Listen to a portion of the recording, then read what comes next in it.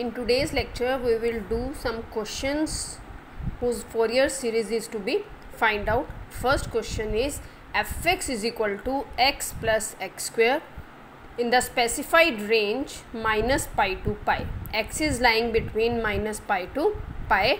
Show that Fourier series expansion of this function x plus x square in the limit minus pi to pi is pi square by 3 plus sigma n goes from 1 to infinity minus 1 raised to the power n 4 cos nx upon n square minus sigma 2 into minus 1 raised to the power n upon n sin nx. Okay, now general Fourier series expansion of a function fx is written as a naught by 2 plus sigma n goes from 1 to infinity a n cos nx plus sigma n goes from 1 to infinity b n sin nx. Let this is equation number 1.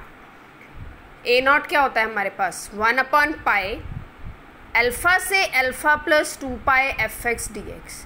यहाँ limit क्या है minus pi से पाई, तो हम यहाँ integral क्या लेंगे minus pi से pi f x d x. A N क्या बनेगा 1 अपॉन पाई जो लिमिट आपको गिवन है minus pi to pi f x cos n x d x.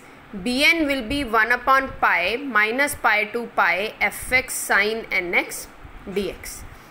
क्योंकि हम अब तक जनरल लिमिट क्या लेके चल रहे थे अल्फा प्लस 2 पाई. हमारे पास लिमिट क्या है माइनस पाई से पाई, तो अगर मैं कंपेयर करूँगी तो अल्फ़ा की वैल्यू यहाँ पर हमारे पास क्या आ गई माइनस पाई. अब ए नॉट क्या था 1 upon pi minus pi to pi f x d x. F x क्या है एक्स प्लस एक्स स्क्वायर, रख दो यहाँ पे वैल्यू और इसका सिंपल इंटीग्रेशन कर दो. एक्स का integration x square by 2, x square का integration x cube by 3. Limit minus pi to pi put कर दिया. लिमिट कैसे पुट करोगे upper limit minus lower limit. Upper limit pi square by 2 plus pi cube by 3 minus lower limit. जब यहाँ minus pi रखूँगी तो minus pi का square plus pi square हो जाएगा, और जब यहाँ रखूँगी माइनस पाई तो माइनस पाई का क्यूब. माइनस का क्यूब क्या होता है माइनस, तो इसके साथ नेगेटिव साइन आ जाएगा. ठीक है, अब हमारे पास इसको थोड़ा सा हम सॉल्व करेंगे.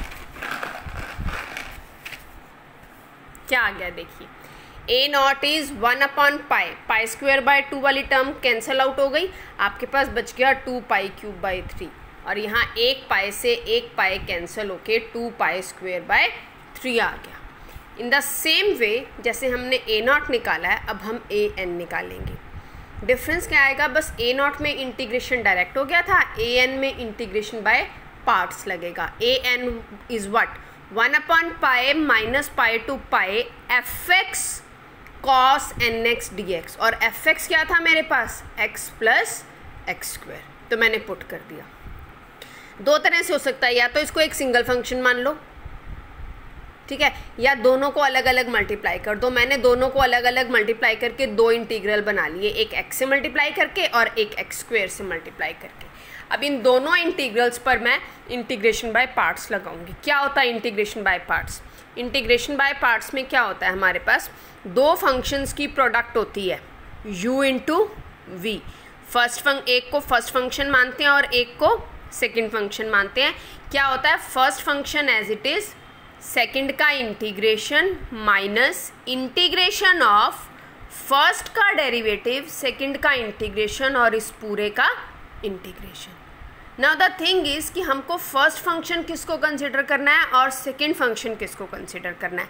फर्स्ट फंक्शन किसको कंसिडर करेंगे आइलेट के according, I for inverse functions, L for logarithmic, A for algebraic, T for trigonometric, E for exponential. तो जिस ऑर्डर में ये हमारे पास प्रेजेंट होते हैं प्रोडक्ट में उसी ऑर्डर में आप फर्स्ट फंक्शन मानते हो.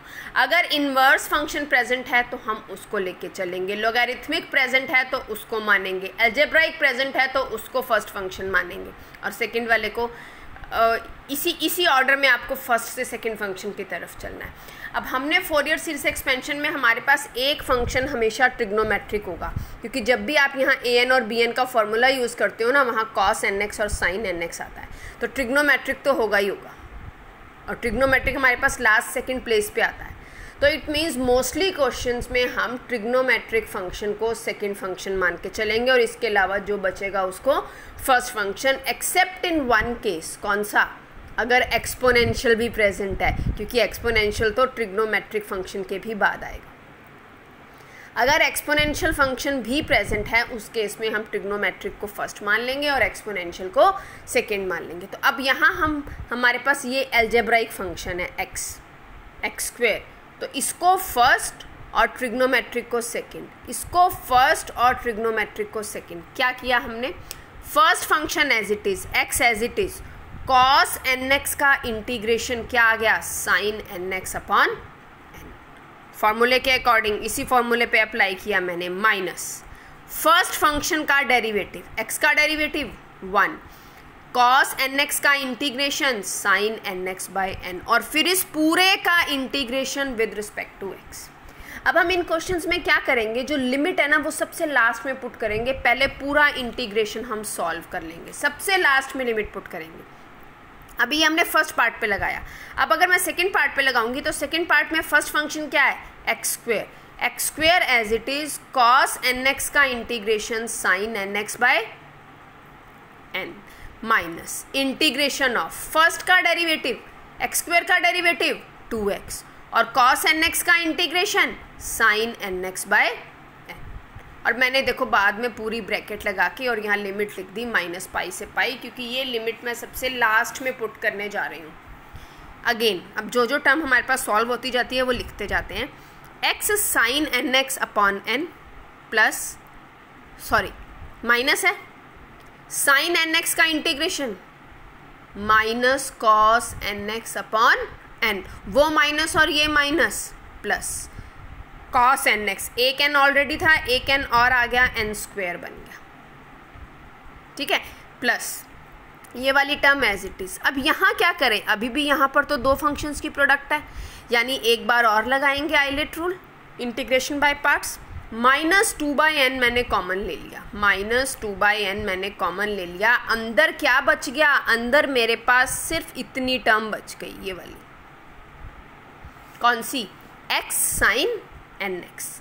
इस पे फिर से लगा दो, first function as it is, sine n x का integration minus cos n x upon n, minus ये 2/n अगली टर्म के साथ भी आएगा ना, यहाँ स्पेस नहीं था तो मैंने अलग से यहाँ मल्टीप्लाई कर दिया, माइनस इंटीग्रेशन ऑफ एक्स का derivative 1 into sine n x का integration minus cos n x upon n, और फिर पूरे का इंटीग्रेशन और ब्रैकेट बंद करके लिमिट -पाई टू पाई। क्या बन गया आप देखो, 1/पाई x sine n x upon n plus cos n x upon n square plus x square sine n x upon n, minus minus plus हो गया, क्या बनेगा? Plus 2/n square x cos n x, और ये वाली term क्या बनेगी? ध्यान से देखो, ये वाली टर्म हमारे पास ये माइनस ये माइनस ये माइनस, तो बनेगा -2 भी आएगा, एक एन ये एक एन ये, एन स्क्वेयर हो गया, और कॉस एन एक्स का जब इंटीग्रेशन करूंगी तो sine n x upon n, एक एन वो आएगा तो एन क्यूब आ गया, तो -2 sine n x upon n cube, ठीक है। अब इसमें हम क्या पुट करेंगे? लिमिट, देखो कैसे, a n is equal to pi put करेंगे तो बनेगा, अपर लिमिट क्या है हमारे पास? पाई, तो जब पाई पुट करूंगी तो बनेगा pi sine n pi upon n plus cos n pi upon n square plus pi square, यहाँ पर पुट करोगे देखो आप, कहाँ पर? यहाँ पर, ये देखो, pi sine n pi upon n plus cos n pi upon n square plus pi square sine n pi upon n plus 2/n square pi cos n pi -2 sine n pi upon n cube, और इसी तरह से -pi but with negative sign, क्योंकि lower limit वाला sign आ जाएगा। देखो ये सारा 4 टर्म्स, कितनी टर्म्स थी टोटल? 5 टर्म्स अपर लिमिट वाली, माइनस फिर ब्रैकेट लगा दी, 5 टर्म्स लोअर लिमिट वाली, यहाँ प्लस पाई पुट किया था, यहाँ माइनस पाई पुट किया था। अब इन टोटल 10 टर्म्स में से हमारे पास सिर्फ 2 बचेंगी, बाकी सारी ज़ीरो। देखो हमने अभी प्रीवियस लेक्चर में कुछ बेसिक रिजल्ट्स किए थे और उसमें हमने एक रिज़ल्ट किया था कि sine multiple of pi is always zero.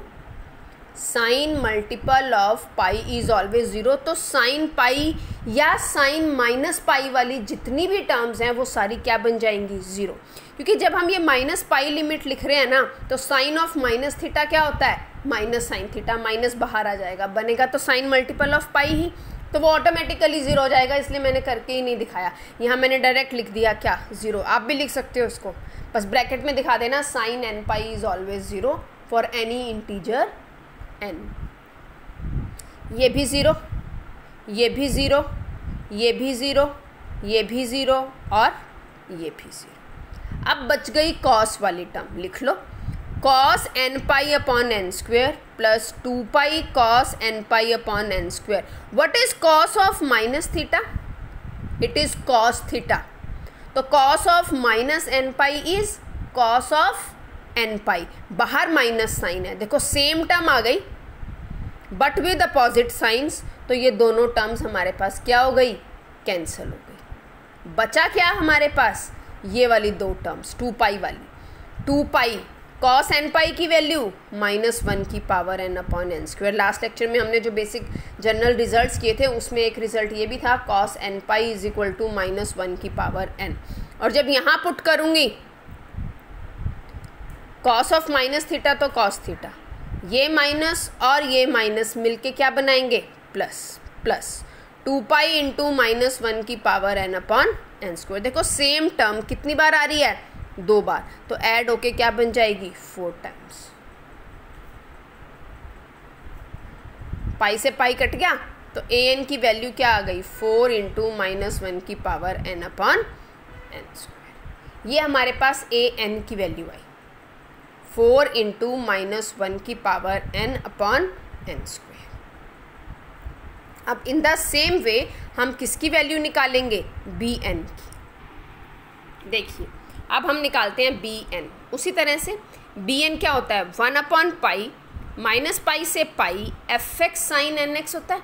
F x की जगह मैंने लिख दिया एक्स प्लस एक्स स्क्वायर। अब मैंने क्या किया? ए एन के केस में मैंने ये अलग अलग मल्टीप्लाई करके 2 इंटीग्रल बना दिए थे, है ना। आपकी मर्जी है, आप वैसे कर लो, आपकी मर्जी है इस पूरे को एक सिंगल फंक्शन मान लो। यहाँ मैंने इस पूरे को एक सिंगल फंक्शन मान के कर दिया। तो दोनों चीज़ें हमने कर ली। आपको जैसे जिसमें कैलकुलेशन आसान लगे आप उस तरह से अडॉप्ट कर सकते हो। तो क्या कर सकते हैं? अब हम क्या करेंगे, क्योंकि ये अलजेब्राइक फंक्शन है तो आइलेट रूल के अकॉर्डिंग वही इसको क्या मानेंगे? फर्स्ट फंक्शन, और इसको सेकेंड। अब ये पूरा का पूरा फर्स्ट फंक्शन हो गया। अब जब मैं इंटीग्रेशन खोलूँ, इस पर अप्लाई करूँगी तो क्या आएगा? First function as it is यानी x plus x square as it is, sine n x का integration minus cos n x upon n, minus integration of first का डेरिवेटिव। डेरिवेटिव करेंगे तो इस पूरी टर्म का डेरिवेटिव एक्स का 1 plus x square का 2x, और साइन एन एक्स का integration minus cos n x upon n d x. और लिमिट सबसे लास्ट में पुट करेंगे सारा इंटीग्रेशन सॉल्व करने के बाद, माइनस पाई से pi, 1 upon pi minus as it is cos n x upon n. क्या कॉमन ले लूँ? Minus minus plus, 1 upon n common ले लिया, अंदर बच गया 1 plus 2x cos n x d x. First function second function minus pi to pi, ठीक है। 1 अपॉन पाई ये as it is, again first function as it is, second का integration sine n x upon n minus integration of 2 sine n x upon n. 1 plus 2x का derivative करूंगी तो 1 का 0 हो जाएगा और 2x का 2 हो जाएगा, और कॉस एन एक्स का integration sine n x upon n dx। बाद में लिमिट पुट करेंगे माइनस पाई टू पाई। अब ये सारी टर्म सॉल्व करके लिख लो, ये एज इट इज़ लिखी जाएगी, ये एज इट इज़ लिखी जाएगी। इसमें इंटीग्रेशन कर देंगे, साइन का integration minus cos n x upon n, तो हमारे पास ये आ गया। देखो इसमें थोड़ी सी कैलकुलेशन हमारे को कम करनी पड़ी क्योंकि हमने उस पूरे को एक सिंगल फंक्शन कंसिडर कर लिया था। देखिए ये आगे आपके पास टोटल कितनी टर्म्स बच गई, 3 टर्म्स बच गई यहाँ पर, ठीक है।